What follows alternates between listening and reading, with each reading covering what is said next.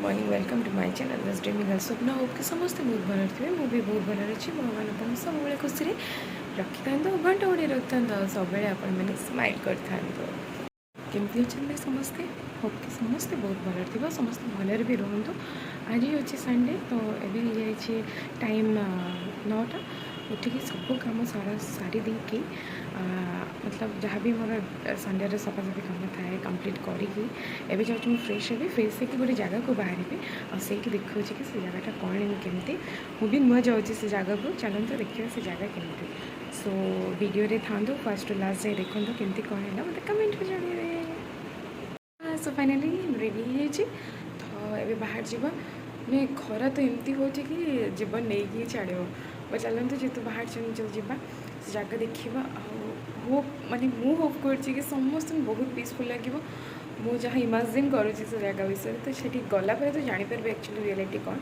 But चलते से जाके देखी आपको कि कौन से जगह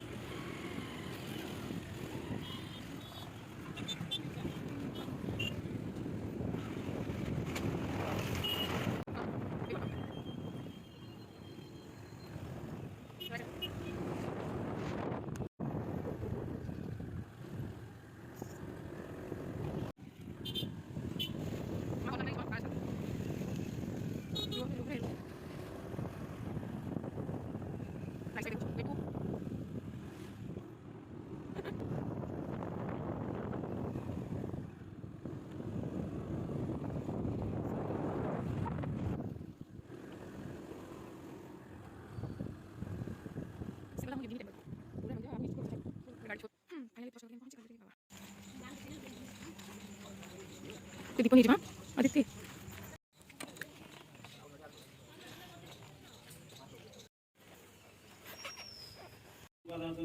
ध्रुपदी बंदे मल्लाते पुष्पाणि ब्रह्मन्धा गोत्र कश्यप गोत्र मनः तुमेव माता पिता तुमेव बंधु सखा सभी भैरव को पूजा कर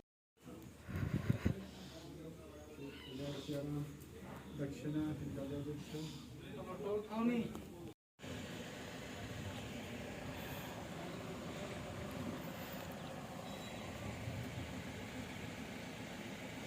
फाइनाली आम आसिक पहुँची जाइए जो कहती मुझे जी आप भीतर वीडियो देखी थे भीतर वीडियो शायद अलाउड नाला बट मुझे नहीं जाइए जानी नी कि अलाउड ना बट मतलब जितक भी नहीं आप देखिपारे मुझे भावुँ कि से माँ को 64 मूर्ति पूजा पाँच जहाँ को योगिनी मतलब मंदिर बोली कहुच्छे 64 योगिनी अच्छा आठी भैरव को भी पूजा हो तो भीतर माहौल तो बहुत पीसफुल थिला तो आपन के आसतु बुलिकी ये जातु और जापर कि केते पीसफुल सो मुझे बसु बसु मेढ़ा मैंने पलि आसती जमती कि घर को फेरी तो तापर ये गोटे मौसी बस देखिपे आप से मो सहित बहुत टाइम कथा कौट आसमती ସବୁ କଥା ହେଲେ ତାଙ୍କ ସହିତ ମୁଁ ବି କଥା ହେଇକି ବହୁତ ହି ଭଲ ଲାଗୁଥିଲା। ଆକ୍ଚୁଆଲି ସେ ପ୍ଲେସ୍ ଏତେ ପିସଫୁଲ୍ ଥିଲା, ଆପଣ ଗଲେ ଥରେ ଜାଣିପାରିବେ। ଯେହେତୁ ସେଇଟା ଯୋଗିନୀ ମାଙ୍କର ମନ୍ଦିର ଆଣ୍ଡ ପାଖରେ କୁହନ୍ତି କି ଏମିତି ସେଇ ସ୍ଥାନରେ ପାଖରେ ପୋଖରୀ ଥିଲେ କିଛି ଗୋଟେ